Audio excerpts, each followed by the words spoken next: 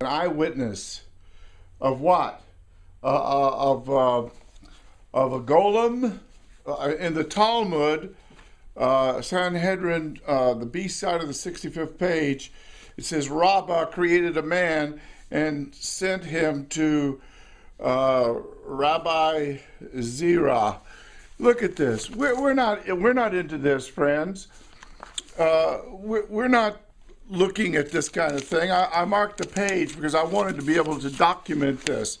That we're not into magician stuff. And if a Rebbe goes out to Old Montefiore Cemetery and conjures and brings up his father-in-law, and then we see the Crown Heights riots, August 1991, by their fruit you will know them. Listen, the whole struggle was with magicians. What was Moshe Rabbeinu battling in Pharaoh's court? Magicians. What was Eliyahu Hanavi? What was he battling? The false prophets, the Nevi'ei Sheker, who were doing sympathetic magic for their great thunder god Baal. And there was that big confrontation. The Lord showed me a long time ago that that's what was in store. When a lady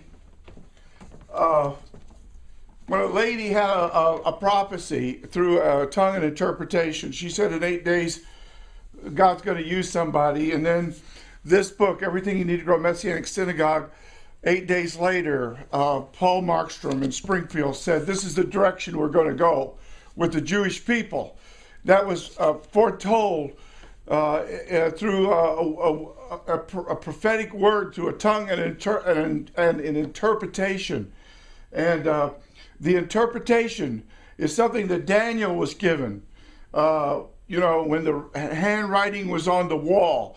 We're operating in the Ruach HaKodesh. If anybody thinks he's something when he's nothing, he deceives himself. What did God do? He took a little worm of a persecutor, and he sort of had to hold his nose and pull him out of the rat barrel, and then he used him as the greatest shaliach to turn the whole world upside down, showing that it wasn't him, it was God doing it.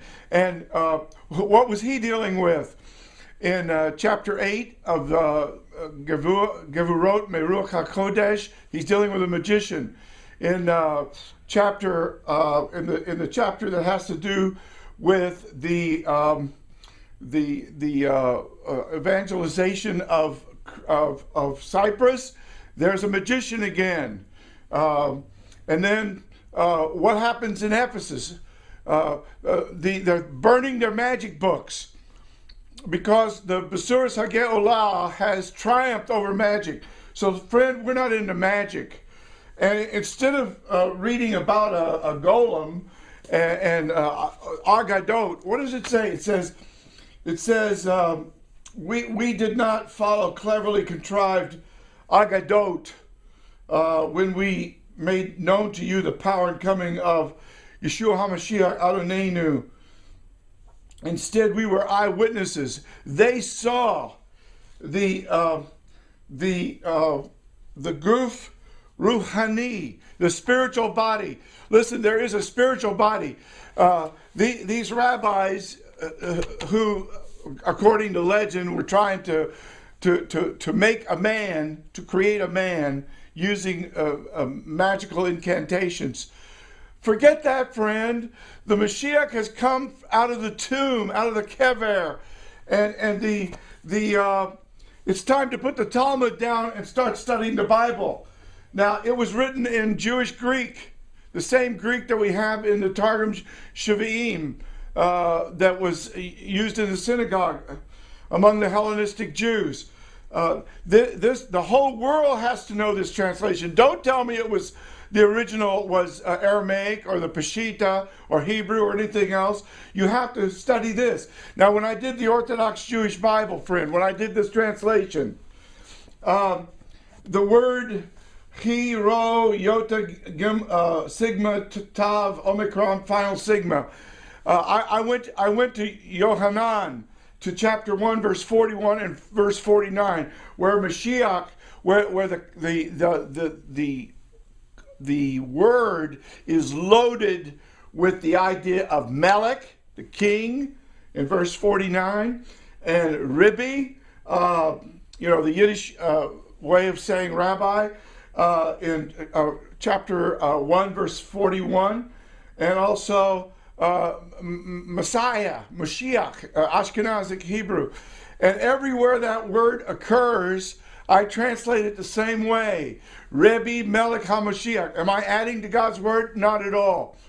In order to get the idea from the original Jewish Greek into English for a modern ultra-Orthodox Jewish movement, it requires all three words, Rebbe Melech HaMashiach. Otherwise, my translation is extremely literal. And so don't say that I'm adding to God's word.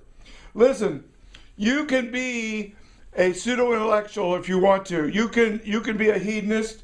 You can be a rabbi into magic and legendary lore of rabbi magicians.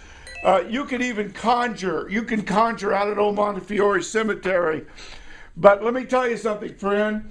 If you want to avoid the fire, and in chapter 2, verse 4, there's a word here, tartaru. This is a very precise language. We have a word it's a verb actually, to hell you down to hell. H-E-L-L. I don't want to be H-E-L-L-E-D down to hell. I want to be a tzedek on the Derek HaTzedek, to go to the new heavens and the new earth where Tzedek Olamim dwells. And I know that I must not get away from the original scriptures. The problem with a lot of these so-called Messianic rabbis that are coming on board, they're too lazy or too arrogant and proud to study the Hellenistic Jewish Greek. And so they won't do the homework that I did. When I first started in the ministry, I had to read the entire book of Gevirot Meruach HaKodesh in that Hellenistic Jewish Greek. I had to study it. I had to learn every word of it. And that's what you have to do. Before you translate it into Aramaic or Yiddish or Hebrew or any other language, you have to study the original. And I'm praying that you will be delivered from magic. Listen, friend, when I started out in this ministry and the Lord started doing miracles, when he checked me into the Wishing Well Motel, he gave me a word from 1 Kings 17, even before the hitchhiking began, and the guy stopped, picked me up, handed me the key, put me in the motel room, and there the Lord gave me the vision for a media Bible that would depict Rav Shaul as an ultra-Orthodox Jew. And then what did the Lord do? He showed me, get ready for Mount Carmel. I went to Mount Carmel and I did it, just like the Lord showed me. And then to be taken up. You know, we have to be ready for the rapture, friend. You have to be ready to meet the Lord today. And one day when I was up on the roof here at Beth Shalom, there was a terrible rainstorm getting ready to start, and there was a Muslim roofer up there.